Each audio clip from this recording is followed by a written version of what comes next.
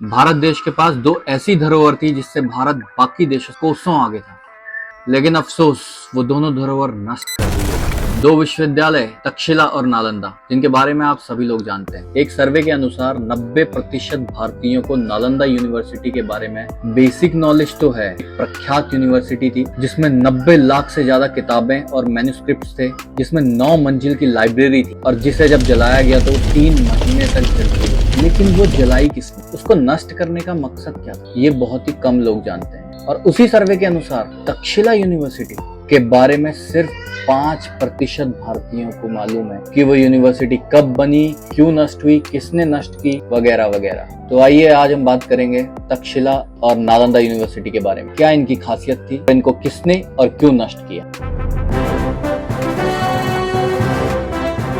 पहले बात करते हैं नालंदा यूनिवर्सिटी की, जो कि 5वीं शताब्दी में बनी थी और 12वीं शताब्दी में ये जो ज्ञान का खजाना था, जिससे भारत कोसों आगे था बाकी देशों से, वो धुएं में कहीं खो गया और इसको अंजाम दिया बख्तियार खिलजी ने। एक बार खिलजी बहुत बीमार पड़ गया। सभी हकीम सारी कोशिश करने के बाद थक गए और जब खिलजी सही नहीं हुआ तब बुलाया गया नालंदा के आयुर्वेद आचार्य रामभद्र जी, जिन्होंने बख्तियार खिलजी को देख के उनको कुछ ही क्षण में सही करने का दावा किया। पर इसी दावे के साथ खिलजी का अहंकार भी जाग गया। खिलजी ने रामभद्र जी से एक शर्त रखी। खिलजी बोला, मैं एक पक्का मुस्लिम हूँ, इस घास फूस वाली औषधि में विश्वास नहीं रखता, तो अगर मुझे सही करना है तो बिना दवाई के करना होगा, और अगर तुम ऐसा नहीं कर पाए तो तुम्हें मृत्यु दंड मिलेगा। रामभद्र ने ये चुनौती भी स्वीकार की और रामभद्र ने खिलजी से एक विनती की। उसने बोला, अगर आप पक्के मुस्लिम हो तो मैं आपको एक कुरान देता हूं और आपको उस कुरान को सिर्फ 2 पहर पढ़ना है। खिलजी मान गया।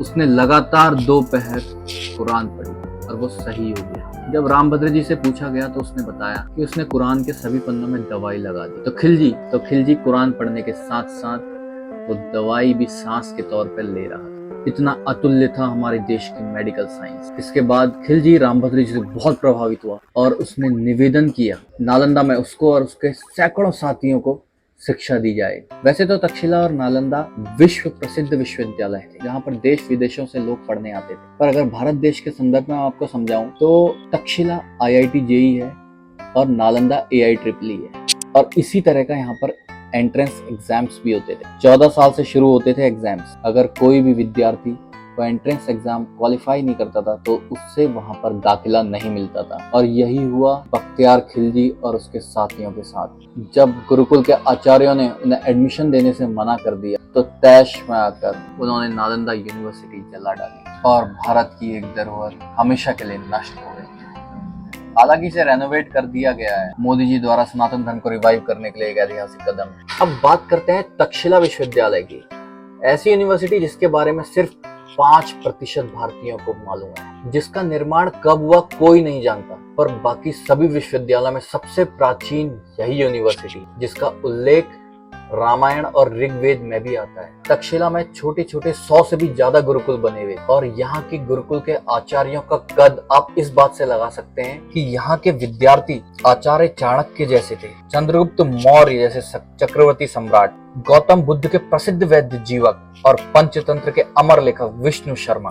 इन विद्यार्थियों के नाम से ही आप यहाँ के शिक्षार्थियों की नॉलेज पावर का पता लगा सकते हैं। तक्षशिला का नाम पड़ा था भगवान राम के भतीजे यानी भरत के पुत्र तक्ष के नाम पर, क्योंकि उसने यहाँ पर राज किया था। यहाँ के विषयों में आयुर्वेद, धनुर्वेद, गणित, ज्योतिष शास्त्र, अंतरिक्ष विज्ञान और मेडिकल साइंस, जिसमें सर्जरी एक अलग विषय था, जैसे 16 विषयों का मुख्य स्थान था। तक्षशिला और वहां रहने वाले हर शख्स का खात्मा हूण प्रजाति ने किया था। ये बहुत कम लोग जानते हैं। कौन थे लोग, कहाँ से आए थे ये लोग? मंगोल प्रजाति के लोग जो ईस्ट एशिया से आए थे, वो 7वीं शताब्दी में 2 हिस्सों में बटे।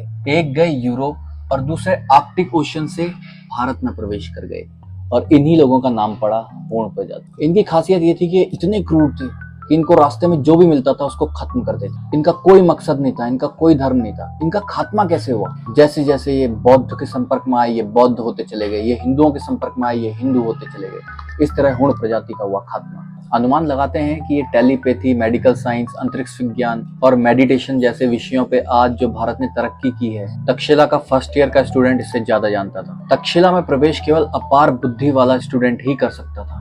माना जाता है कि अगर ये धरोहर हिंदुस्तान के पास आज होती तो हिंदुस्तान आज 50 साल आगे होता। इसी तरह की रोचक जानकारी मैं आपके पास लाता रहूंगा। मिलते हैं मेरे नेक्स्ट व्लॉग। जय हिंद।